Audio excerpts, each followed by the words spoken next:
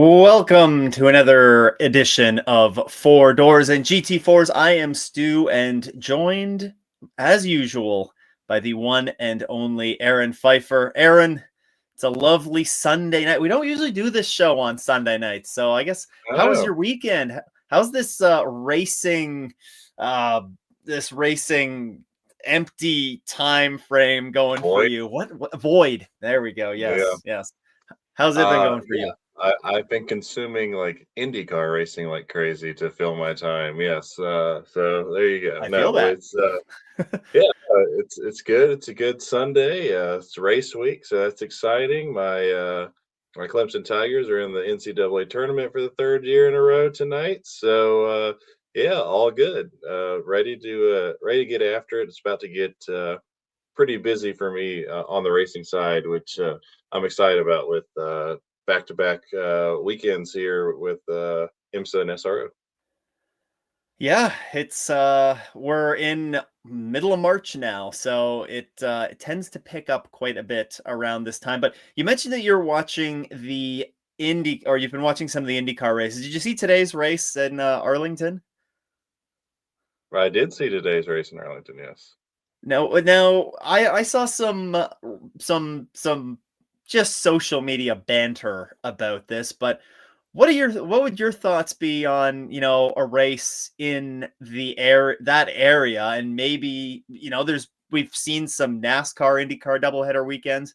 What about like an IMSA IndyCar doubleheader weekend in Arlington, a new kind of market for IMSA as well, but not just going to COTA. So do you have any thoughts on that? I mean, I say if you give us that crowd and then that facility, which everyone was raving about from the IndyCar side, I mean, even today saying that this should be the benchmark for not only street races for IndyCar, but any race other than the Indy 500. I heard a couple people say that. So, Hmm. yeah, I mean, I think it looked really cool. It's kind of crazy with a point 0.9 mile straightaway in the back, and it seemed very bumpy, especially in a Indy car. But I watched a little bit of the GR Cup racing on Saturday morning or early afternoon.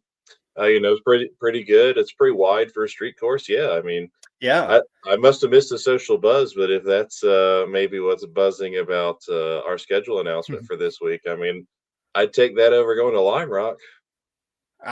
You know what? I would, yes. Well, you're going to upset a lot of our tremendous amount of viewership in the northeastern In United Connecticut. States. Yeah. If Chris GT Rain is watching that, I'm sure he'll pipe up. But uh, I thought, yeah, like kind of echoing what you were saying, like it sounded like everything was really positive. I'm sure there's going to be some crossover between the IndyCar race that just happened this weekend, and of course the IMSA race next weekend. So maybe be able to hear a little bit more about what everybody thought of the facilities and stuff, and what they thought of the track when at Sebring. But yeah, I was pleasantly surprised whenever there's a new street course that comes into play. Maybe it's just a little bit of like Detroit, like lingering with us, not being But exactly a great. but, I mean, the past is littered with terrible street courses. Yeah, that's I true. mean, you can think of all the ALMS one-off street courses they did from Miami to RFK Yep. Stadium in DC. There's a lot of bad ones, but yeah, look, you saw the amount of positive feedback that the IndyCar guys gave from last weekend when they doubled up with NASCAR. And Yep. I think it's great to sit there and cross over the weekends. Obviously, IMSA has no problem being second on the bill to those guys at the other street Yeah. courses. So, yeah, I mean, who knows? I hope to see something exciting on the schedule when it comes out this week. I think Yeah. what we have is great, and stability is obviously very great, but people like new stuff and want to see these cars in these series race in other places. Just take NASCAR St. Pete truck race as an example of more Yeah. crossing over and more blending. So yeah, I think it would be awesome. Yeah, and it's now that you mention it, like it's been a few years since we've really had that sort of exciting big thing to talk about when it comes to the schedule. There's been a lot of consistency, which has been great. But Indy was, the last big change, really, if unless you want to count Detroit. I guess Detroit is technically Yeah, the more recent one, but like I don't know, it's I not mean, wasn't the you same. have the talking point of Road America going to the 6 hour race this year, but Yes. Yep. yeah, but yeah, we were going back to Indy, but yeah, like going somewhere new and Yeah. seeing street racing. If it is street racing, I'd like to see it be a little longer, though. I'm not a huge fan of the 100-minute Yeah. sprints that we do with the street races that we have now in WeatherTech. I'd like to see it at least be 2 hours and not just a pure one pit stop as fast as you can go is the entire strategy. But yeah, let's see what John and the IMSA team have to say this week at the announcement. You're the very privileged credential member of the media, so I'm sure you'll be first to know when it comes out this week. Maybe I'll be second or slumming it in a 13th. truck somewhere, and you'll be front row. I'll give you a ring. I'll walk around the paddock and I'll be tossing out newspapers like a paper boy, right? That'll Yeah, be I'll take that upon myself this weekend. But no, I thought that was just an interesting talking point to kind of kick us off here. Of course, tonight, Sebring, as we're recording this, it's Sunday night in the lead up to Sebring. There's a lot. We have all the entry lists now. We have the BOP charts, everything like that is all out, and everybody's going to be rolling in to the track in the next few days here. So what better thing to do than look through some of those entry lists, and us focusing on IMSA support series. There's actually 3 that are making their season debut this weekend, in addition to the Michelin Pilot Challenge that is, of course, back on the docket here. So we'll start off with the I got ahead of myself here a little bit, Aaron. It's a good way to start the evening. We did have an IMSA support series race. It wasn't this weekend. It wasn't, tied in with IndyCar or anything like that. It wasn't tied in with NASCAR. This was the IMSA Airbnb Endurance Challenge at Sebring International Raceway that went last weekend in support of or alongside the USAC running of the weekend. So we did have a 2-hour-long race. This is essentially the VP Sports Car Challenge, but without the GT4s, and we don't have our beloved BMW Cup. it's coming. It's coming. Yeah. Slow. It's a work in progress, folks. So it was just the LMP3s that were there, but we still did have a 2-hour race. Aaron, did you get an opportunity to watch this? First of all, the amount of disrespect you're showing to the IMSA VP challenge is ridiculous, because there was a race weekend before that you're completely forgetting about, where they were at the Coda short course with NASCAR with the double Yes. header. So I'm going to cover Did we that not? because We didn't talk. Okay. Yeah. no, You take that away from I, me. I'm just getting way too ahead I, of myself tonight. So I watched it. I don't know why, but I did watch both of them actually. And in the first race, you had an interesting bloodbath of LMP3 cars, where only you had 10 cars start, only 6 cars would finish. You had somebody just it's a good ride off the attrition rate, car. right? Yeah, somebody just rode off a car in a wreck on lap 2, and then again on lap 18, you had 2 of them plow into each other. So there was like some stuff going on in that race. At least I will give it that.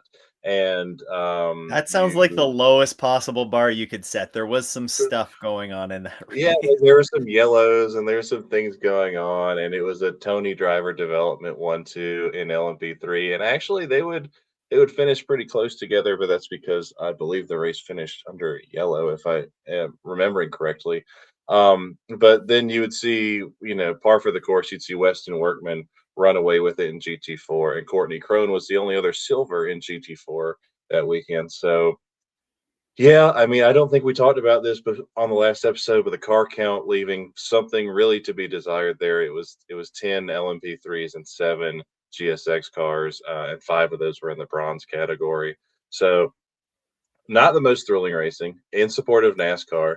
Then you come to the second race of the day, which I believe was on the same day in the afternoon, and Yes.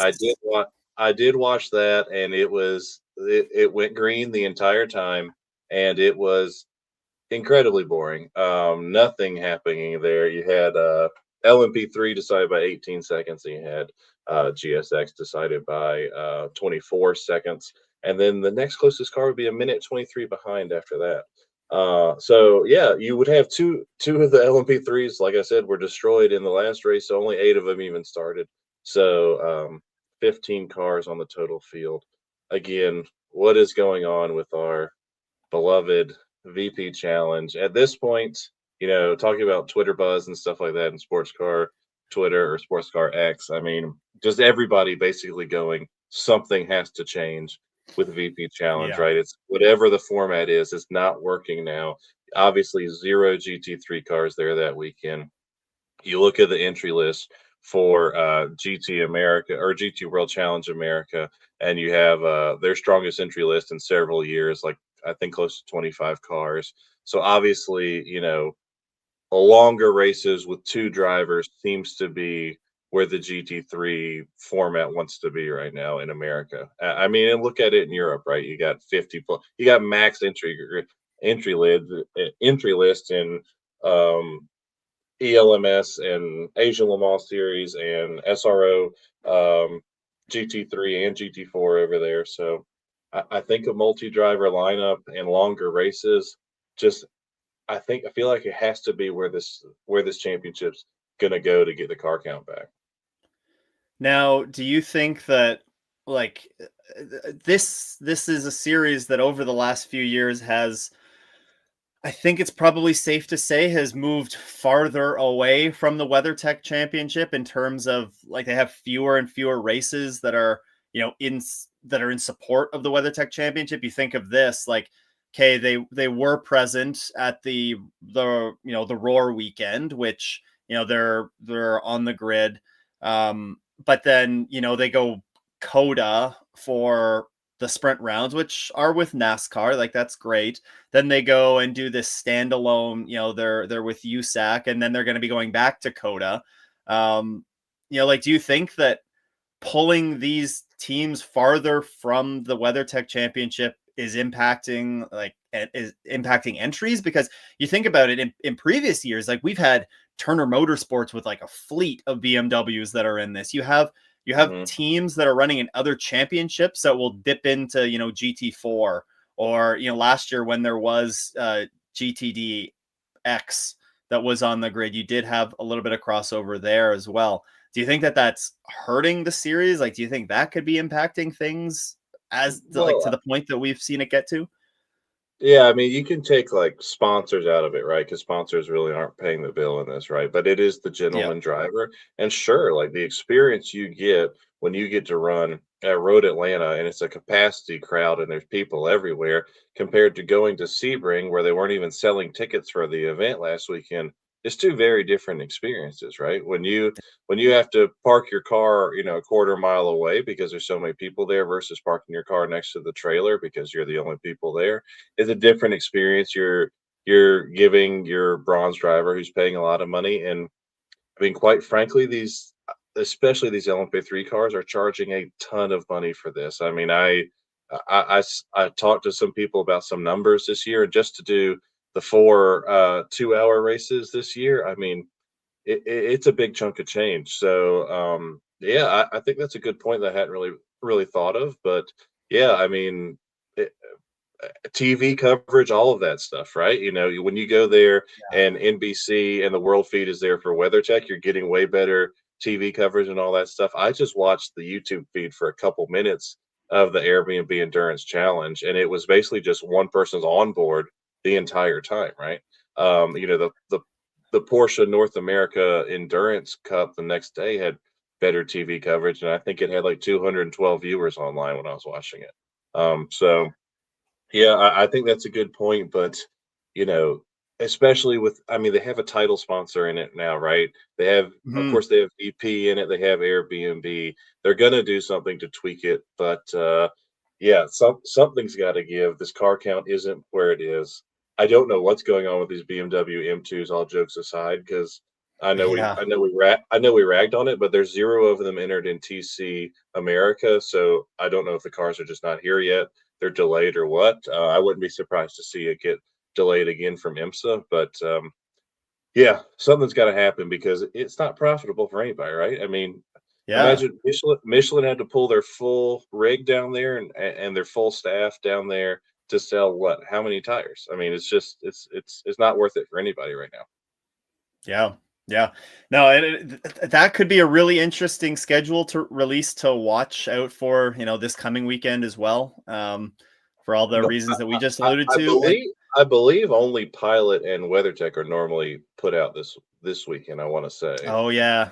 It's usually the state of the sport or like very end of the season, I guess, when the other ones come out. yeah, You're right. So but yeah, I but guess we'll have to but wait a little bit longer. yeah, I mean, I can't say much about the enduro race. I mean, I watch very little of it. It's just not. I mean, as somebody who loves this stuff, it just isn't very interesting. It's not a great product to watch right now. Time pit stops don't do it for me either. But yeah, only 8 cars entered, only 5 cars finished the race. So yeah, I something's got to give. Yeah, yeah. I mean, I guess yeah. Moving on to the race from this or the Sebring endurance 2 weekend challenge this weekend, race. last weekend. Yeah, Yeah, yeah. I guess last weekend when we're talking about this right now. yeah. Um, yeah, I did sit down and watch the entire broadcast. I didn't catch it live, but I sat down Wow. and watched the whole thing after Tell the me, fact, and it was it was who a were the rough one to broadcasters? it was the same ones that do the Mustang Cup and like if you looked at the Mustang Cup or the Porsche Challenge, it was the Okay. exact same cameras, the Gotcha, gotcha. same feed and So everything. And then we just had the IMSA comms from done remotely. So they did have right, actually yeah. it was just we had one IMSA comm remote, and then they were using the USAC team or the team that was already there on site to do like pit lane reporting and stuff. So Gotcha, there, yeah. you know what, there was some stuff. There was like some they did some pit lane interviews, and they actually had like a camera in the pit lane. I Okay. think a lot of the complaints that you could see were around like quality of it. It was pretty poor quality for what we've come to expect from an IMSA sanctioned championship, and a lot of people were quick to point that out in the comments on that YouTube video, and to IMSA's credit, they did acknowledge it in the comments. So they do a good job of listening to the fans and you know seeing them and hearing their frustrations. But yeah, I hope that that's something that gets, elevated a little bit because, it's not a great look for that championship among all of the other things that we said, like 8 cars on the grid. I will say that there were some good battles at various points in this race. The first stint, Yeah. we saw some good battles. Unfortunately, there were a couple of mistakes by some drivers, which kind of, spread those battles back out again. But there were some good battles at points in this race, and hopefully that this is kind of like rock bottom, right? Hopefully, I feel like we've talked about the LMP3 class. To the LMP3 class's credit, like 8 LMP3s, that's not a terrible number for us to be having for a VP race, but Well, that's especially since always 2 of them were written off the week before, yeah. true, true. Yeah. And so if you can build off of at least some of those small positives, and how can we get those GT4 numbers back up? How can we actually get a grid of these M2s that are going to be coming along, and then all of a sudden, if you can get this to that consistent, like a consistent 20 car grid, is that too much to ask when you include like the GT4s and stuff? I don't think it is. And at that point, then you have a bit more stuff to talk about. But unfortunately, tough going, tough sledding in the endurance challenge, the Airbnb endurance challenge right now. Yeah, I'm sure they hope for a better kickoff than that, but there's a lot of bright minds working on this, so Yeah. I'm sure they'll get it figured out. It's not going to sit there and be a dog forever. Now, do you recall where the next round of that is, or when the next round of that is? I do not. Oh, I hold on, I will tell you because I want to say it's somewhere goofy again.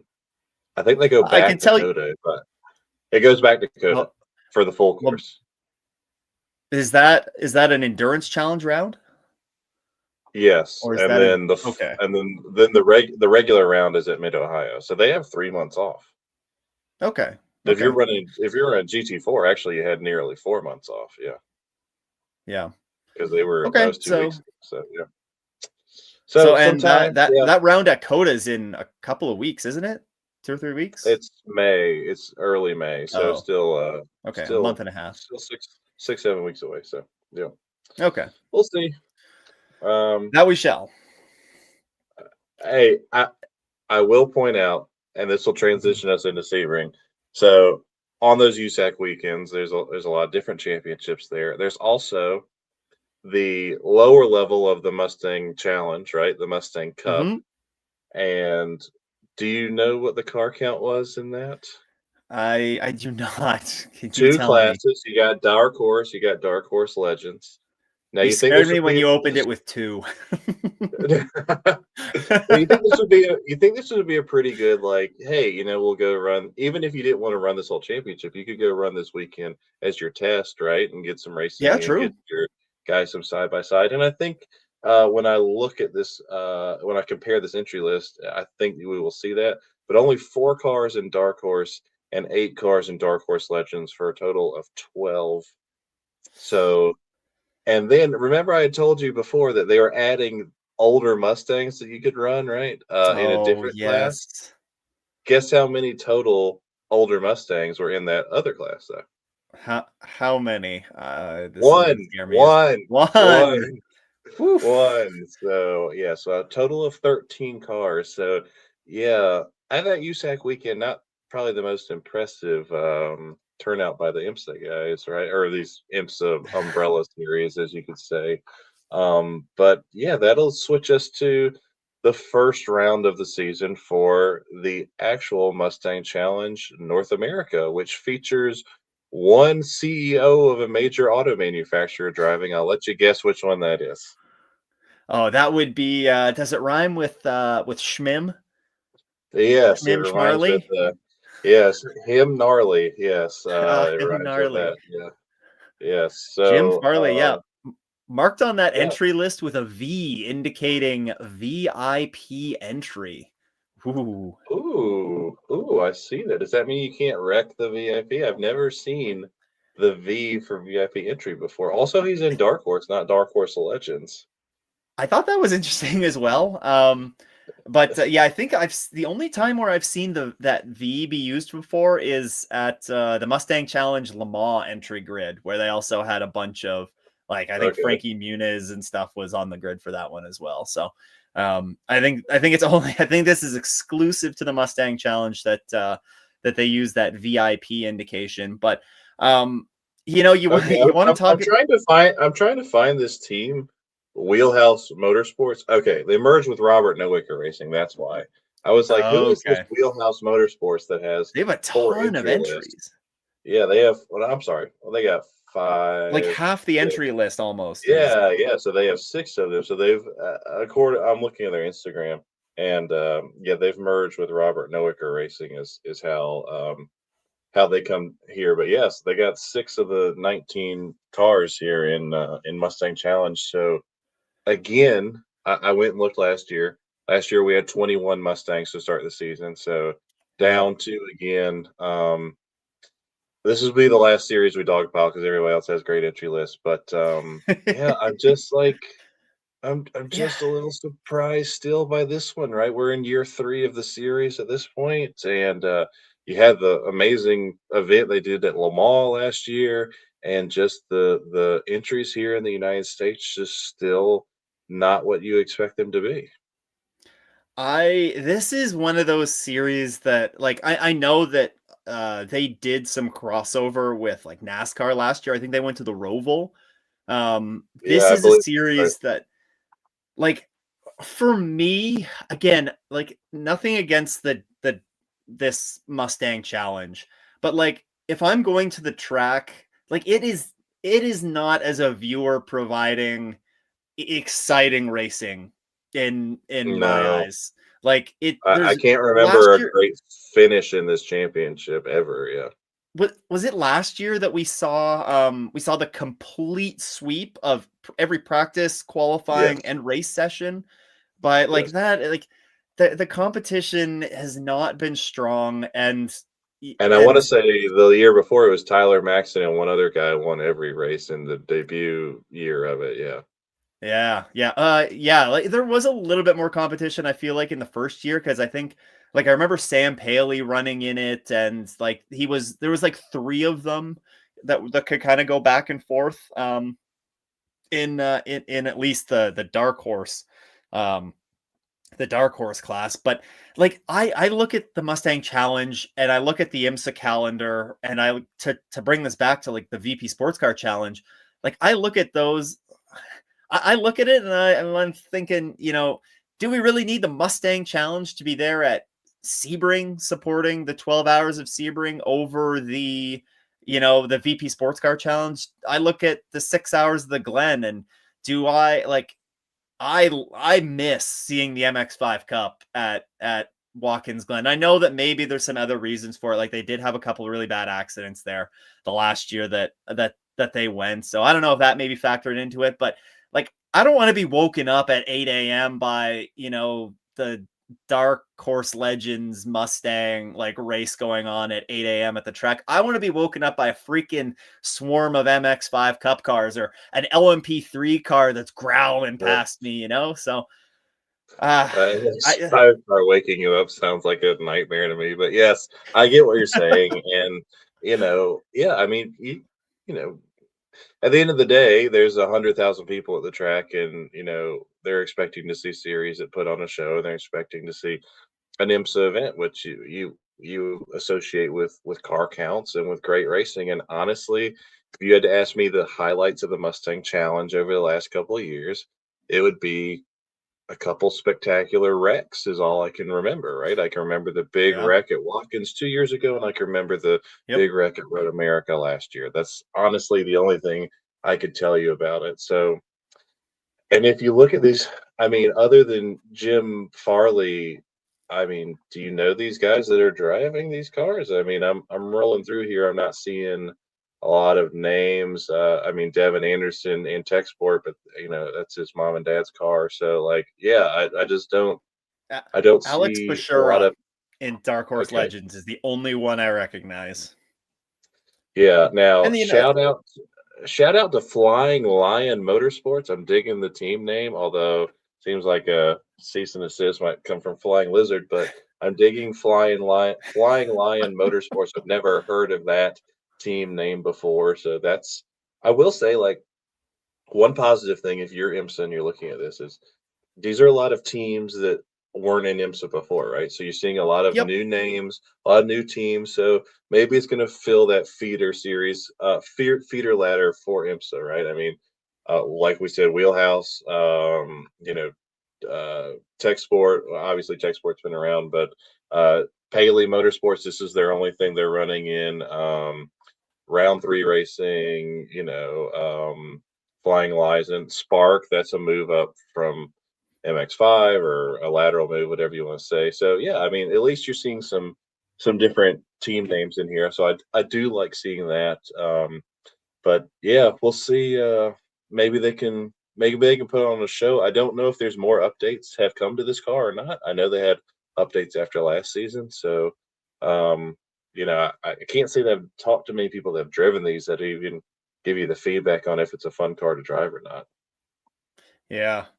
Yeah, I think there's for me, like I mean, we've seen, as you kind of pointed out, we've seen this car make had a few trips around the sun now. We kind of have seen what it's been able to provide us, and maybe it's time to look at tweaking the schedule for it a little bit, or maybe shifting it in favor of some other series. But again, I guess this is all IMSA's to decide. There's a lot of other stuff that goes on behind the scenes that we might not necessarily get to see. So but I yeah, think it does fill a price point though. Like, I mean, if you look at yeah, how, like, I feel like the a lot of things are there for it to take off. Who knows if it will or not, but I feel like it's in the right ladder of, okay, an MX-5 car is as cheap as you can get, then you can get in this Mustang Challenge car for a pretty decent chunk cheaper than you could get into a GT4 car, or certainly a Carrera Cup car, or a Lamborghini Super Trofeo car. So we'll yeah. see. Hopefully somebody. Well, it'd be great to see, Stu, if somebody leads the top of FP1 in Mustang Challenge, and then a different guy leads the top of the charts in FP2 in Mustang Challenge. It'd already be better than last year.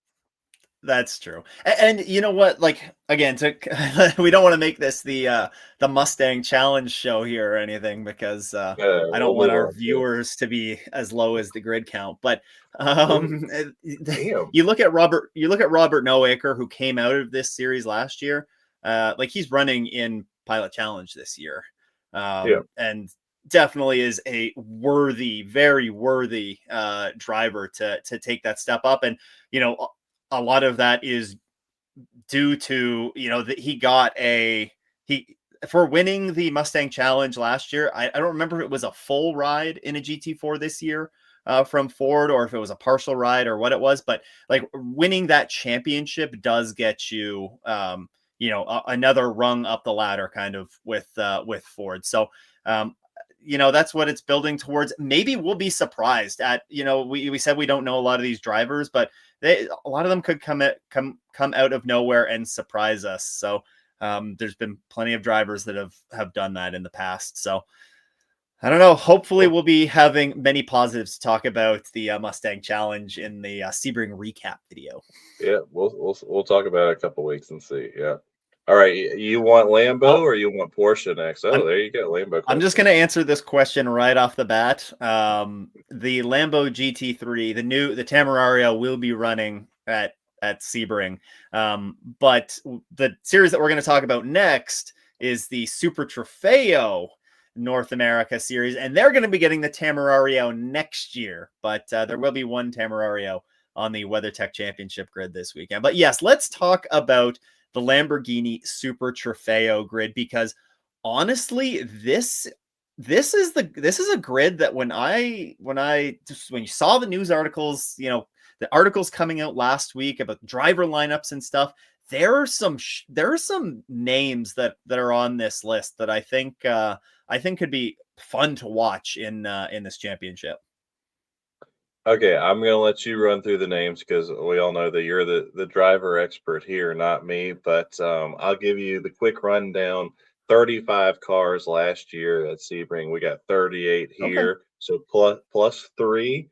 And like you said, this is the last year of the Huracan, supposedly, right? Yep.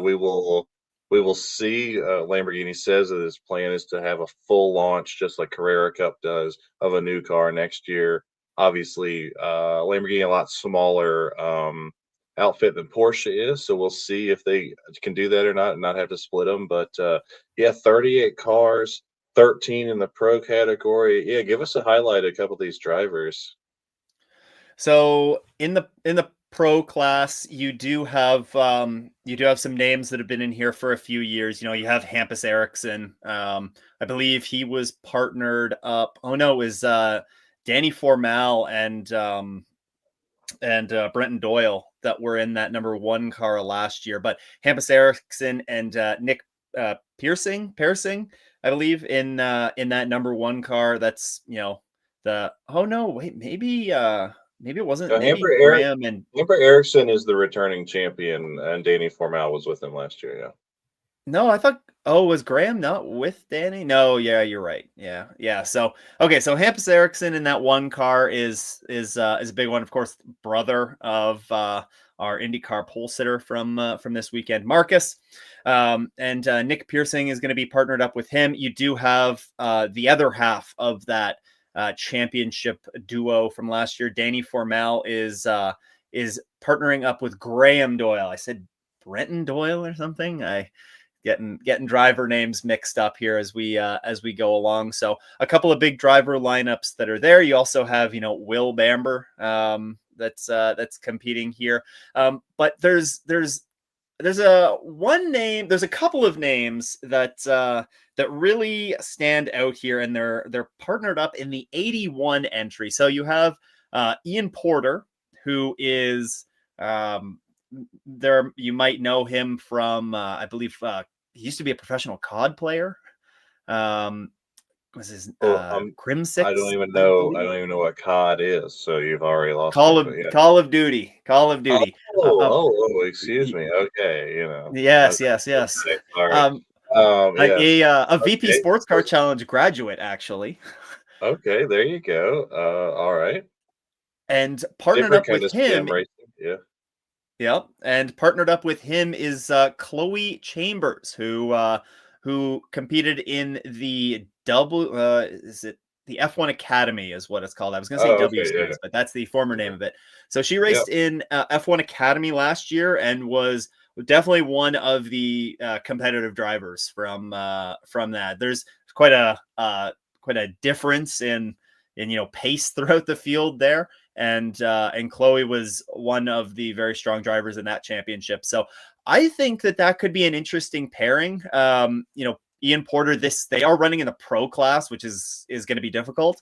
But Ian Porter did grab, I believe, a bunch of wins in the bronze category of the VP Sports Car Challenge in the that GSX class last year. So that could So he be an must have been interesting upgraded to pairing for him. silver, I'm guessing now, right? He must be just Yeah, a silver. Yeah. that's what I'm thinking, but Yeah. I don't know. I feel like it wouldn't necessarily meet the unless if Well, Chloe might be a silver. this isn't by driver ranking though, FIA driver ranking Oh though, because yeah, last year you you're had right. Tyler Gonzalez and Harry Godsacker, two silvers in the pro-am for a one-off weekend at Watkins Glen. So yeah, You're I right. can't say that I'm well versed in how the driver rankings work in Super Trofeo, what puts you in a pro and what puts you in pro-am.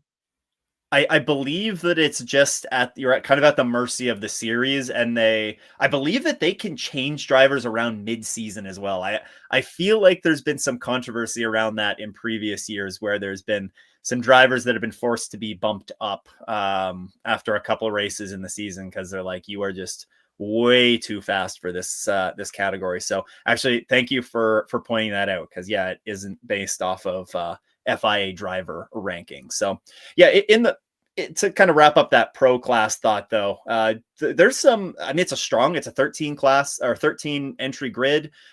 We've seen some good battles, some good racing out of Super Trofeo.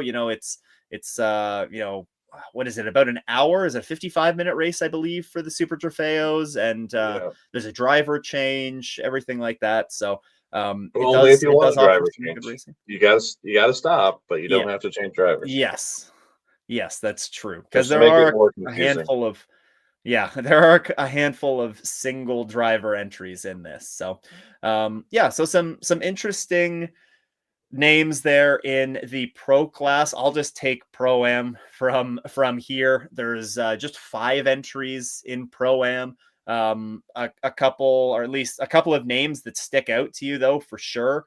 You have Kyle Marcelli that finds himself in this pro am class. Along with Mathieu Boucher, an all Canadian driver lineup. So I expect big things from that. It better be a maple leaf on that livery. And Yeah. then you have Jaden Conwright as well, who finds himself with Joaquin Murillo, I believe. So there are, you got some names that are kicking here in the pro am class as well. Mark Miller, that's a very quick guy in the 41 car as well. True. Um, Yeah. Okay. Now go down to the AM class. Go to the 12 car. Tell me the name of that team. That is ex- uh, Exonin, Exonine. XO9. Yeah. I don't know. Huntington Oh, Pistol oh, what's 9. XO in Roman numerals? Is that what it's Mm, trying to play off of? Is Maybe. it? I don't know. I mean, mm, you're really Oh, that. pushing my Roman numeral skills there. Um, X is what, 10? Right? X is 10. I Uh, don't know what it was with an O after it. oh, They have it's 2 not a cars actually. standardized number. It's not a Okay, standardized number. there you go. And how about down in the look, they're always selling seats on Instagram, right? And now they got a Lamborghini Super Trofeo. It's the 89X Motorsports. These guys are hustlers, man. They'll run whatever you want to for them. They're with 10 cars in AM and then LB Cup. So what is the Wait, difference wait. There's between wait before we leave AM. There is one driver lineup that I do want to mention here as well, Okay. and that's the number 2 entry that features Yam Hepworth and Tatiana Calderon. Tatiana, of course, competed in the WeatherTech Championship with kind of co-drove with Sheena Monk. Was that 2 years ago now? And then that they were in that Acura.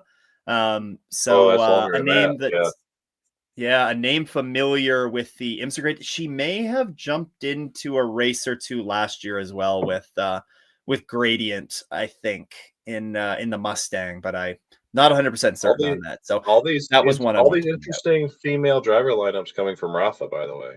Rafa for Yeah. both the drivers lineups, yes. Yeah, and a Okay, lot a so lot of Rafa lineups in here in general. a lot of Rafa just everywhere you look these days. Okay, what is the difference between AM and LB Cup? Is LB Cup older, guys? Yes, I do believe so. Okay, gotcha. All right, I, and there's I 10 do 10 believe so. entries in LB Cup, so yes, yeah, 38 cars in the last year of the car. So if you're looking for a discounted Huracan Super Trofeo Evo 2, just stick around until end of this year, and then I bet you can find some at a really good price, and you can take them to your track days till you're blue in the face, to your cars and coffee, anything you want to with your Huracan Super Trofeo 2. But been a great platform for Lamborghini and around the world, and I think this is a championship. You normally see a lot of different winners in. So and I think that's kind of like I'm not in the in with the folks like you are, but it's a crowd favorite, right? People like the Lambos. People trackside like Yeah, the Lambos. yeah, I think yeah, is everybody going out to the track to see the Lambos? No, but I think if you walk around in the grid, like or you walk around in the paddock, and there's always a lot of people that are kicking around in the Super Trofeo paddock. You have some big T names as well that run in Super Trofeo. We've mentioned Rafa. You have Wayne Taylor Racing as well, of course, that have that they won the championship here last year. They don't have as many cars running this year as I feel like they have in the past. I think they only have 3, so that's a little bit different than in years past for them. But yeah, I mean, I pointed out some driver names that I'm sure people that are familiar with IMSA sports car racing, or some of the junior formula ranks might recognize as well. So and we've seen some good development come from the drivers here and sprinkle up into the WeatherTech Championship. So yeah, And Lamborghini Super Trofeo. if you're at the track, definitely, of course, check out everybody in the paddock. But Lamborghini has a big, huge setup every track they go to for this, and just walk by True. the parking, and there's always a cool Lamborghini, right? Of course, you'll see a bunch of Yeah. new Lamborghinis, but there's always like a Countach or a Diablo or something that somebody pulled up in that, and you can always catch some cool cars in the Lambo paddock by their hospitality. Yeah, their hospitality setup is unlike any of the other manufacturers' hospitality setups that I have seen. That is It is a big one, and you walk by it and you know that it is the Lamborghini hospitality tent. There's no mistaking Yes, it it. is. It is very impressive, and yes, I have not had the privilege of going in there and eating lunch, but yes, it kind of puts some of the other ones to shame. Of course, it nothing puts. I mean, it's nothing compared to Ferrari Challenge's hospitality, but Well, yes, it is. It is very impressive. But so we'll go from the last year of a car to the first year of a new car as we go to Porsche Carrera Cup North America, which is coming in with 27 brand new 911 Cup 992.2 cars coming in, and this is only down 4 cars from last yeah. year. So I'd say I think it's probably spot on. I mean, I know 40 were brought to North America. All 40 are gone. So I'm sure some teams have two of them right now, sorry, not two of them, backup cars, and so on. But yeah, this one, obviously, everybody knows that this pro class can launch your career to the next step. And if you scroll through here, not a whole bunch of names that you might be super familiar with right now, but I think there's a couple in here that we could very well become familiar with sooner rather than later. Don't you think, Stu? I think so. And it's always interesting looking at the Porsche Carrera Cup grid because I feel like at the beginning of the season, oftentimes like you were kind of alluding to there, there's not drivers that there's not many drivers that stand out with a big name to you.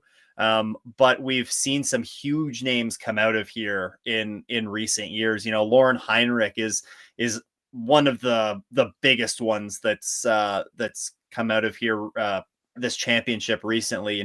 Parker Thompson, Riley Dickinson, Loic Hartog. Man, I feel like Ivan you could just Burlow, yeah, Kay Van Burlow. Yep, there's a Ryan ton Yardley, yeah.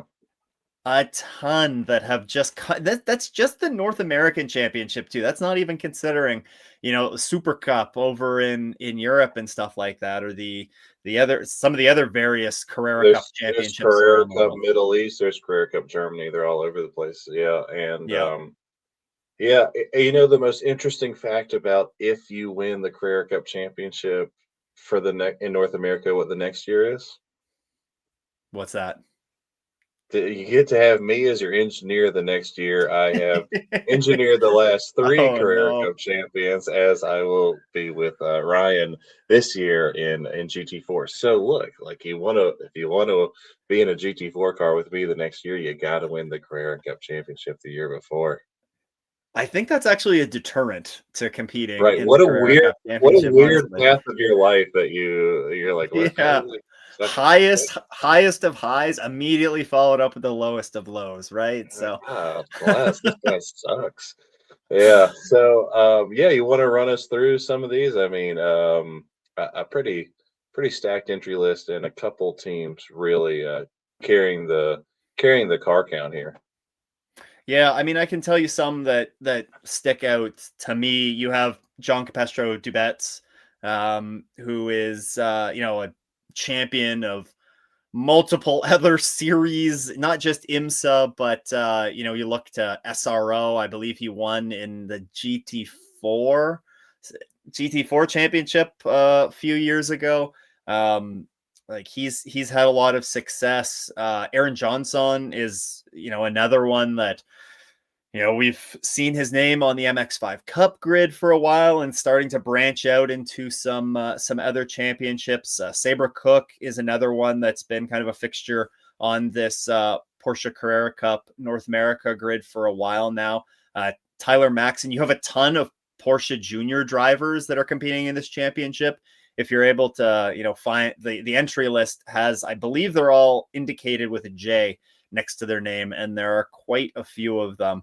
You also have some experience like Jared Thomas as well, multiple time MX5 Cup champion, has been running some more with the Porsches, whether that's in the endurance challenge that Porsche has or What here in Carrera Cup. was Jared Thomas in a GR86 car this weekend too. He Am I? was. He Didn't he was. win?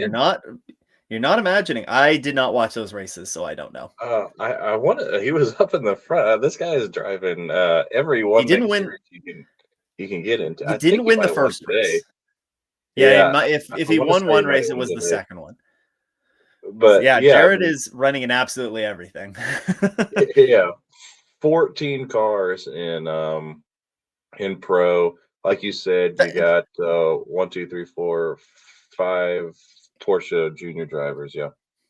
And that's like 14 I mean 14 in pro and then the 27 overall. Like that is healthy for the first year of this championship. It wasn't that many years ago. Was it, 2022 maybe that they introduced like the previous generation of cup Mm-hmm. car? I think it was 22, Yep.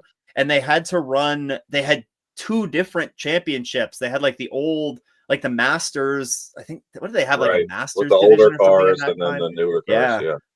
Yeah, so they didn't have enough cars for to be able to run all the new ones. So they had the old cars running, and 27 entries is not bad. There's not that many entries in, pro am. There's only 4, and then in the masters class you have 9, and you have a lot of familiar names in the masters class. And when I say familiar names, I mean names that have been running in this masters class for a few years. Like they're names that I recognize if you're if you're find yourself watching these Scott races a Blind. decent amount. Yeah. Yeah. Yeah.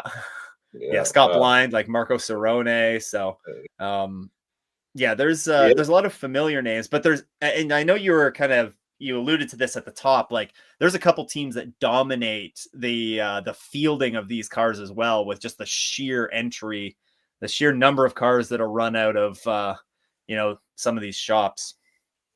Yeah, I mean, obviously, you expect to see Kelly Moss in there. I believe they have 6 cars. ACI has 6 cars. Gang. GMG.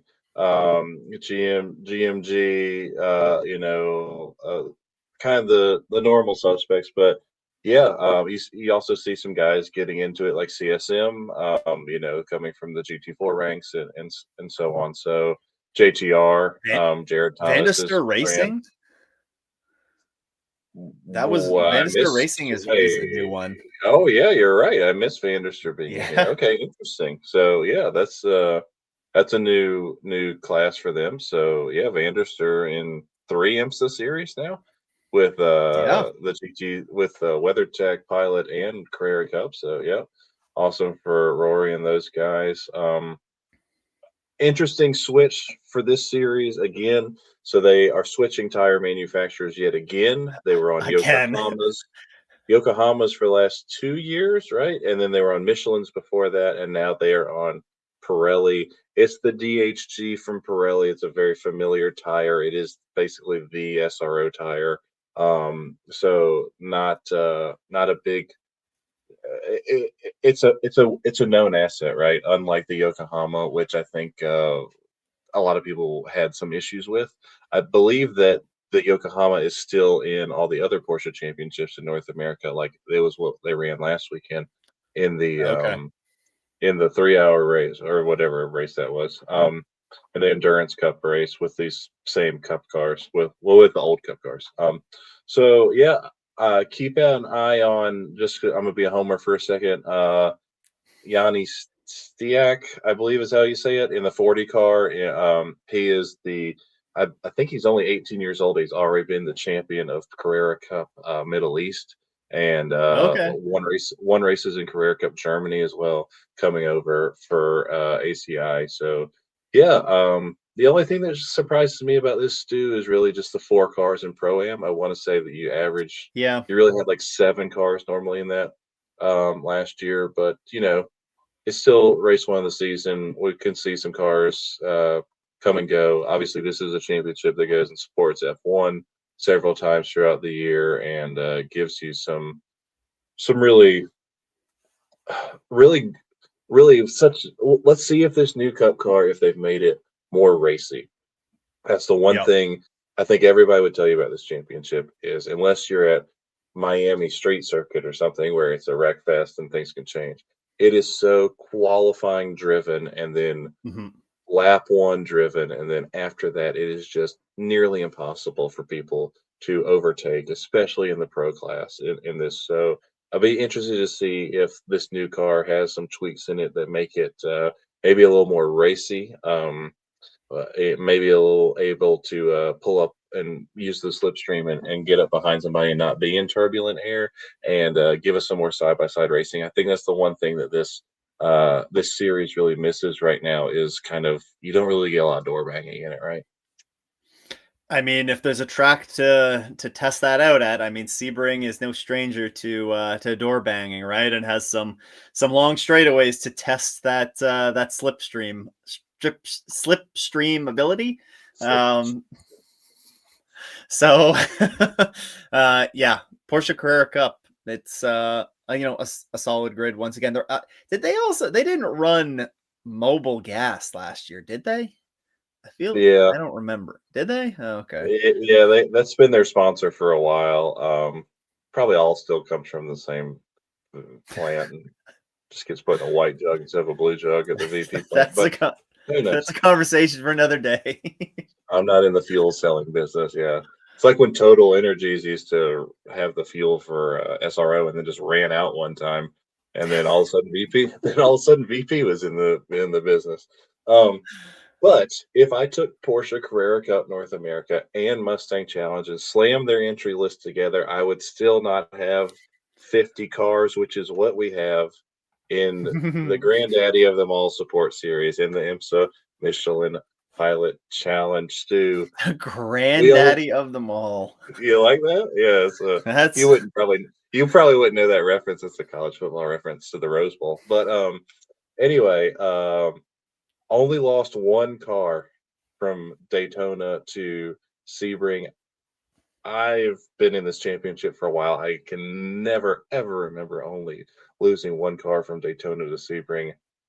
How excited is are that a you to net see loss? 50? Yeah, just and it's just Rebel Rock. And we knew they weren't Oh, coming back, right? That's the only car wow. we lost. Normally, you have so many one-off entries in Pilot Challenge for Daytona, and then they fall off. But yeah, let's talk about this: 50 cars. That's plus 10 cars from last year at Sebring. Um, Talk about a strong championship right now. 34 GT4 cars coming to Sebring for the 2 hour battle at the Allen J Automotive Network 120. Longtime sponsor. They've been the sponsor since I've been coming here. Uh, what do you think, Stu? I'm pretty excited about this one. Yeah, no kidding. I hadn't realized that, yeah, we were only down one entry from Daytona and, a 34 car GS grid to go along with that exact same, 16 car TCR grid is, what you want to see. Like that's kind of we've slowly kind of seen everything trend up in the Michelin Pilot Challenge series the last few years, at least since we've started running this, since we started running this show. I mean, we Probably would mostly talk because of about. us, but yes, Oh obviously, yeah, yeah. definitely. We have single-handedly driven growth in the Michelin It Pilot was Challenge. down So here, and then we started, and then just through the roof. Yeah, actually, you know what? The stats don't lie. So it's true. IMSA, if you'd like to have a little bit of a chat with us about, Yeah. we're We would we have. take Four Doors and GT4s presented by Airbnb as well. We'd take a title sponsor as well. Yeah. Yeah, that'd actually be great. Again, we might have more viewers than the grid size was, but yeah. So some great some again, like we've already seen this initial. We saw the entry list for the Rolex weekend. To my knowledge, there's not many changes. There is a team change for was it Trenton Estep and Alan Patton. They switched from Thunder Yes. Bunny Racing to Vanderster. Um, Yes. That is interesting. What car number is that? well, now it doesn't have a. I'm looking at the picture of it right now. It doesn't have a number Okay, on it. it's It's it's the 66. 66 car. Yeah, be interested to know what happened there because Alan Patton, I believe, had been running with Thunder Buddy for kind of a while. And Hmm. Thunder Buddy also not on the SRO GT4 entry list either. So yeah, Hmm. not sure what happened there, but yeah, that is an interesting one. And hold on, Stu, I was lazy, and am I seeing something here? Rebel Rock is actually on the grid after they said they weren't coming. The Rebel Rock with Frank Depew and Robin Lindell said, "Let's get another round of action in because we won the first one." So I actually don't know what the one car that fell off is because I was just being lazy and assuming. And actually, I'm seeing it now. It's the '89X car is missing. So that's who we lost. They didn't sell the seat. They sold it in the Lambo instead. They just must have a bunch of cars sitting around. But okay, so Robin Lindell and Frank Depew are back, and this is a race they won in 2024. I want to say, right? When they were the Was there they were was there they were the two first ones. 89X cars in this at Daytona? No, there's one. Are they on here? No, there's still an Oh, 89X car, the number 8. okay. Well, then I don't know. Maybe, I was I was TBD expecting on it to which be is the car I that's was missing. expecting it to be number 89, sorry. Okay, well, I was lazy. I just assumed, honestly, that it was the 71 car missing, so, shame on me. But, yeah, this is awesome. You have, the 39 car, Sean McAllister and Jess Westphal. They are the returning, race winners from this race last year. If you guys recall, this race was the last race we had in the pilot challenge that went yellow flag free. A very as I predicted in the pre show last year that we would have 5 yellows. We had 0 in this race last year, and then you had RS1 finish second, which of course RS1 is not in this GT4 championship this year. So yeah, we have the last 2 years returning champions. Okay, you figured it out. What is it? I got it. It's that gold and green Aston Martin. The one that was the The husband and wife. the other Vanderster car? I believe so. There are Uh, 5 Astons on the grid, and I cannot remember the driver names, but no, they no, are you're not right on because here. I'm looking at the bronze logos there in Bronze Cup, and yes, you're right, they are Yep. not here. Interesting. Well, who will be the slowest car in GT4 now that they are not here? You know why they're not there? Because they went and got that huge, gigantic race win at Coda in the Apex One Endurance Series, where a total of 3 cars started the entire race and they came out on top. So, I mean, after you do that, how can you go back to battling 35 cars in your class? I mean, forget it, We dude. are a salty bunch tonight, aren't we? It's we Uh, have racing that we get to see this week, but I guess this is what watching other forms of motorsport does to us, right? It just makes us yeah. grumpy. No, but look, good research. You're a better researcher than me. Yeah, I'm super We excited. used our combined 2 brain cells on that one to figure it Yeah. out. So that's We can go the class everyone cares about, which is of course the touring cars, and really almost no change. Now I can tell you the changes in this class because I do pay a little that more is attention good. to this one. Yeah, I know this one at least.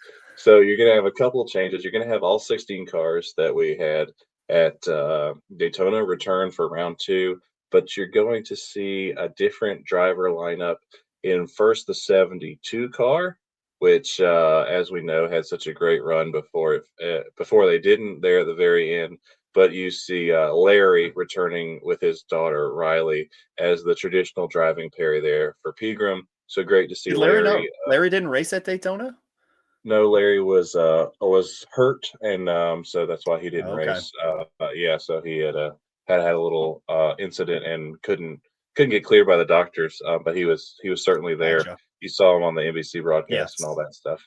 Um, so yeah, Larry back with Riley, and then you're our resident Canadian expert. Your boy Kenny is off of the Baker car, and Bruno Junqueira back in with Dean Baker. for this round. Is that something that they're going to keep switching back and forth throughout the season? I can't remember what the press release said about them. Now that you've mentioned that, I can't remember what the press release said either. So I wouldn't be Okay. surprised if they swap out for, a few rounds here and there, because I think that's kind of how that 56 I feel like maybe operated last year.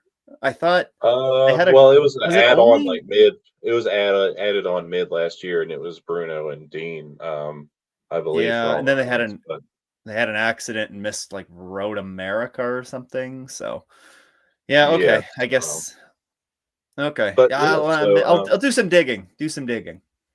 Yeah, those are our only changes in TCR. So yeah, nice to have 16 cars. Unfortunately, from what I understand, we're not going to keep 16 cars throughout the year. I think we're going to probably see 14 cars be what we end up seeing at Laguna.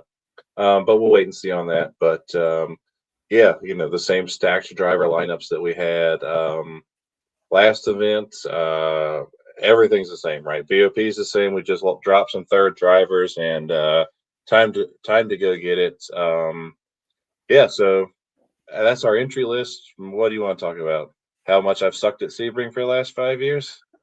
Well, I guess we don't have to get that negative with it, but Okay. I mean, maybe considering that you're not the best person to ask about this, but Yeah, yeah, yeah. what are things that you guys are looking out for, like keeping in the back of your mind here heading into Sebring? Obviously, the bumps are a big one, but for you guys, like how does tire dag look at a track like Sebring? We get the Florida sun on a really old surface, and it's not the same surface throughout the entire track. So what are some of the challenges that Sebring really presents for you guys? I think you hit the nail on the head. Obviously, everybody thinks of the bumps as the biggest challenge at Sebring, and yes, of course, the bumps are a challenge. But in a touring car and a GT4 car, there's only so much you can do with the bumps and the dampers, right? It's not a GT3 car where you have a five-way adjustable damper and you can really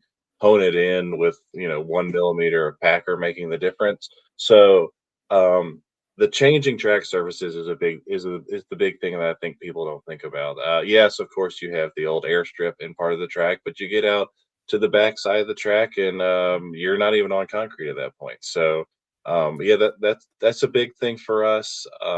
It's obviously your mechanics are almost even more thorough than they normally be because this track does beat up the car. But I will say that I think the Michelin tire performs really well at this track.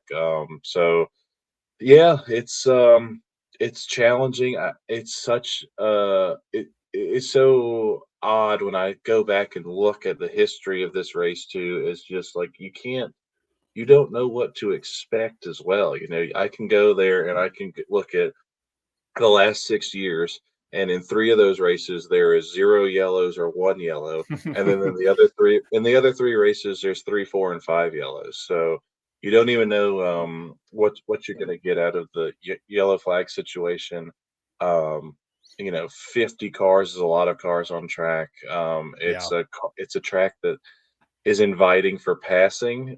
So you end up seeing a lot of bumping and people getting knocked around into Sunset Bend, into turn one, always people running wide there. I mean, golly, I want to say like 8 cars got spun out in turn seven last year, and we never had a yellow. We've had huge, crazy crashes there before. I think it was Mason in the first year of the Elantra had that huge crash going from 7 to 10 on the back straight there. So uh, yeah, I mean, for us, talking about our season and the goals we want to accomplish, one of the main goals was to kind of get the monkey off our back at a few tracks that we've been to, and this is one of them, right? If you look at the first half of the season, we've had great results at 4 of the 5 tracks that start the season. We've won at 3 of the 5 of them the last 2 years, but we've quite frankly fallen flat on our face at Sebring the last 2 years. So 2024 was my problem, and then and then Dennis has an issue as well. And then last year, obviously, we had no yellows, and then Preston spun someone, and we had a drive through, and we couldn't recover. So um, it's also a track where the last 2 years somebody's been tossed out an impound, which is kind of an interesting tidbit. So, how close are people running these setups and stuff like that? So, um, yeah, it's for us, it's a track we have to go perform better at this weekend if we want to leave there with the championship lead. So, it's one that we've been working hard on figuring out what our issues were and how we solve them. Oh, I'm back. Okay, that's Yeah, good. yeah, I was like, I'm pretty statue looking there. Um, yes. So I also did some research. Kenny Reedman is running in select rounds with Bruno okay, running in select rounds as well. yeah. So you talked about a lot there, but one of the things that I didn't hear you make much mention of is traffic around here, and this is a big talking point that we have over the course of the season. And how does traffic come into play here at Sebring? Is this a track that's particularly bad for traffic? Where the TCRs and the GT4s are running, pretty close together, or is this one where there's enough of a spread between the GT4s and the TCRs that it's not a huge issue for you guys? This isn't one that jumps out to me as one that we always have GT4 traffic issues. And it's funny when you talk about traffic because it goes two ways, right? You have the fast GT4s obviously ripping through you. But for us, we also have back marker GT4s that hold us up. And that was something we struggled with last year, quite frankly, was, Preston would reach a certain level of GT4 car and then would get stuck behind one that he was faster and just couldn't quite pass. That happened to us several rounds last year. It actually happened with the same car at multiple rounds in a row last year. Um, but luckily they're not here. But yeah, so but no, this I mean, with you having such a long straight between 16 and 17, and then 17 down to one, and not a whole bunch of twisty bits in a row, which is where the TCR is so good, right? I don't expect as much of a traffic issue, but then again, we got 50 cars on track. We've Yeah. never come here. We've never, and you're talking about a pretty stable GT or TCR field, right? Where it's been in this 14 to 17 range. So just you're throwing another 10 GT4 cars in there. I mean, some of these drivers got to suck, right? Um, uh, somebody's got to be slow. So Put that on a poster. I mean, yeah, there's 30 some GT4s here. Some of them are gonna suck, right? no, but I think traffic will play a part, and I think I'd be interested to see. This is our first 2 hour race with the new rules, with some of the tweaks that they've done with the short yellow and stuff like that. So first 2 hour race of the season, and this is obviously 4 hour races are where we've earned a lot of our paychecks over the last couple of years. So yeah, I think it's going to be action packed, honestly. And even with a race that was all green last year, there was still a lot of action. Just nobody hit a wall basically.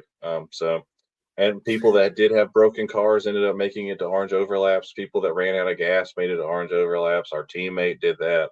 So yeah, we'll see. It's normally a tighter fuel window at this track too. It's a tougher track to save at. So yeah, I'm looking forward to the challenge, and I'm looking forward to you getting to experience Sebring in all its glory for the first time. Yes, I'm certainly looking forward to experiencing the icon, the there's a word that I'm thinking of that's not coming to mind. So But like I that, will say the aura of it. I don't know. Yeah. yeah, maybe. Are how close are you staying to the track? That's the real question. Oh, I'm like an hour away. Yeah, yeah, I yeah, think okay. 50 minutes or an hour, something like that. Yeah, True Sebring experience. yeah, up Yeah, there. yeah, So yeah. That's why everyone camps there. No, I was lucky enough to when they did the Super Sebring still, I did the TCR race one year, and then was with a GT3 team doing the race on Saturday, and Friday all we had to do was qualify early, and then I had all day to watch the WEC race, and I got to take a golf cart around and experience all that, which I normally don't get to do on a race weekend, and go into the camping on the backside of the track in Green Park and all that. And it is truly impressive. So many welcoming people. I mean, if you want to feel like a celebrity, just wear a crew shirt and put a hard card on. I mean, Stu, I'll give you one of my crew shirts, and you can go get as many free beers as you ever wanted. But to just tell them you're a driver. But yeah, I'm a driver, it's golf a cart very cool. driver, maybe. Yeah, it's a very cool experience.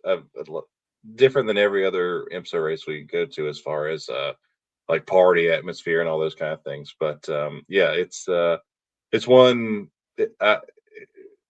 I look forward to going to Sebring for that weekend, except for the part you're talking about where we all have to stay, like in Orlando, because there's nowhere to stay anywhere close, and 100,000 people are in town.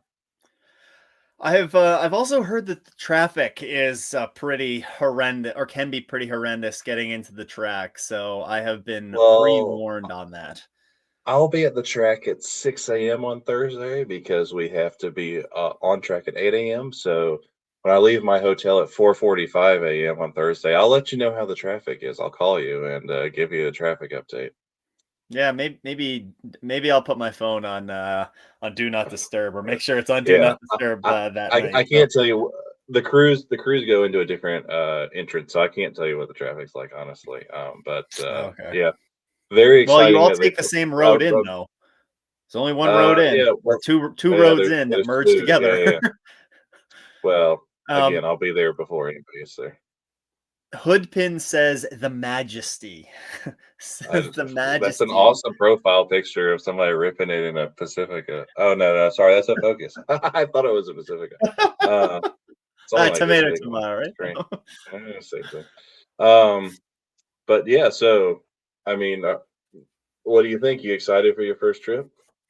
Yeah, this is the last big endurance round that I haven't crossed off the list yet. So another trip to Florida. I'm not complaining about, especially since it is getting cold again here. For some reason, we had beautiful weather, and the Sebring weather for this week looks top notch. Not too hot. Yes. Um, Oh it my it gosh. looks it looks great. So I am Normally you're very excited for that. sweating. Yes, normally you're sweating through your underwear at Sebring. So yes, the weather for this week looks amazing. Yes, I'm excited to go to Sebring and not be 95 and thunderstorming every day.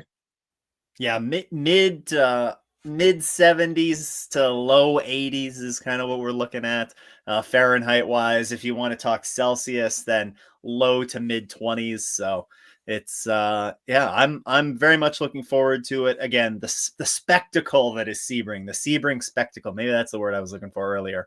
Yeah, And there's, I mean, we just talked about all of the grids, the entry list that we're going to see here, a number of these series for the first time this year, some new cars. So there's going to be a lot to look out for this weekend, and there's a ton of racing action that takes place throughout the week. So it's a busy one. I mean, you said you're on track at 8 a.m.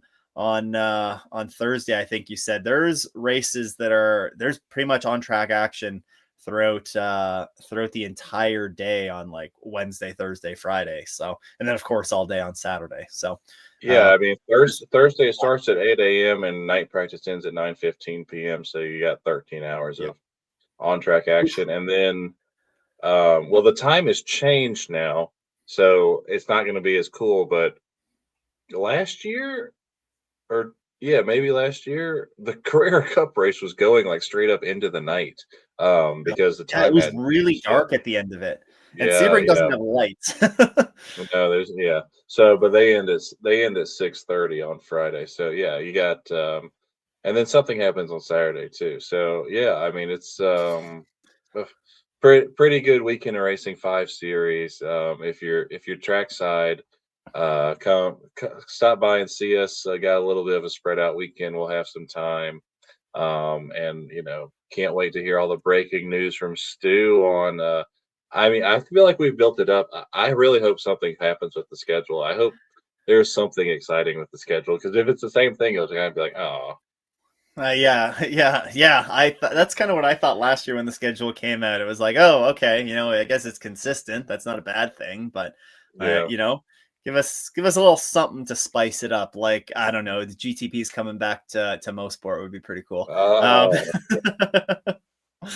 Uh, I heard, but I heard, yeah, a, I heard a rumor the other way about CTMP that would make your head explode. Yeah. if they leave Mosport, then us Canadians will riot. No, So, no, it um, was that Pilot was going to be the feature race on Sunday, and WeatherTech wasn't going to come oh, at all. uh, I I don't mean, think that's I happening. wouldn't, I don't think that's I happening. wouldn't think that's the end of the world, but I don't think that would be good for the overall health of the race weekend No, at no, I uh, don't. I at don't think CTMP. that's. It is the International Motorsports Association, right? So they have to leave the United States at some point, right? They gotta have something, yeah. They got to put the international. It's the first word in the name. Like they got to leave the U.S. at some point. So And you know what? Now that Ron Fellows isn't associated, like isn't the owner, isn't one of the owners of CTMP anymore. I wonder if there's anything with the Chevrolet, relationship, the Chevrolet Grand oh, Prix it is as well. So I, yeah, let's hopefully we there's shall nothing. see. Hopefully there's nothing there. But yeah, plenty of news that I'm sure will come out throughout the week. Of course, Aaron will be there racing in it or competing in it. I'll be there watching and covering it. So if you see either of us while we're there, then come up, say hi, and tell me what the best place around Sebring is to go and check out, because I think there's going to be some time spent wandering around the track and finding some cool spots to check out. So It yeah, is I'm looking the forward to it. opposite of Road Atlanta. It is flat everywhere. It is easy to walk Beautiful, around. Yeah, you will. beautiful. There are bridges, several bridges to go over both sides. All the crew guys are, of course, excited about the new bridge over the The back new straight, bridge. so Yep. we can do that. And now even spectators can. I think they put a viewing mound on the outside of. I think there's camping Uh, over there too now. oh wow, okay, so There yeah, were some RVs there during the Airbnb Endurance Challenge weekend. I So, saw. Okay, I saw the drone shot, and I saw all the RVs lined up outside to oh stage for coming in. It's crazy. Some of those people will tell you they get out there like 2 months in advance and have had the same spot, even though it's general admission for like 30 years. And there's stories about if you park in their spot, then they'll just blast Metallica speaker, like aim speakers at your camper and just blast it all hours of the night until you leave. So yeah, definitely a different place. But yeah, just to wrap it up, I mean, for us, obviously, we're excited. We feel a lot more comfortable in this position than we did last year, right? We know what it's like to go into the race with the points lead. We know what it's like to carry that weight throughout the season, and we just have to go execute better here. It's one of the tracks we've never had a podium at. We've fourth place is our best finish here ever. That's actually off of people getting DQ'd. So yeah, really honestly, like we finished sixth here a bunch. So yeah, time to take the next step here. Be an interesting race for everybody. I think it's a huge race for Hyundai. We have so many great Hyundai in club members that come out from Florida. It's going to be a big weekend for us. It's VGRT's home race. It's KMG's home race. You got a lot of these Florida teams bring a lot of people here in TCR. It's going to be a big deal for a lot of them. I think you're going to see Cupra wanting to bounce back after showing so much yeah, pace. having such a bad race, right? I mean, all four of those cars want to do well. I think you have the Honda guys going, okay, we really got momentum. Obviously, uh, pace, I should say. Obviously, MMG got derailed by getting hit. You had the Hart car with the podium last weekend, and then you got the Audis there as well. I think a little surprised they weren't quite on the pace at Daytona, but the Audi's been a very strong car and a multi-time race winner at Sebring before. So yeah, looking forward to a great weekend of racing, and trying to leave Sebring the way we came in it with the points lead. Absolutely. Absolutely. Yeah, you have to leave Sebring the way that you came in with it, because there are probably plenty of campers that will not leave it the same way that it came in. So There they are there are hundreds of thousands of cases of beer that will not leave the same way they entered. Yes. yes, they will not leave the same way they entered. That's accurate. Yeah. All right. So if, like I said, if you're going to be at the track, then feel free to stop Aaron or myself and say hi at some point in the weekend. Otherwise, we will be back post Sebring at some point for a recap of everything that goes on this weekend, and probably take a look ahead, or maybe two separate episodes, because there's a bit of a break between the next Another round. boo, boo, Yep. another like 6 week break. Boo. Yes. So we'll get that sorted out. But in the meantime, once again, thank you everybody for tuning in, and we will talk to you in the next one. See ya.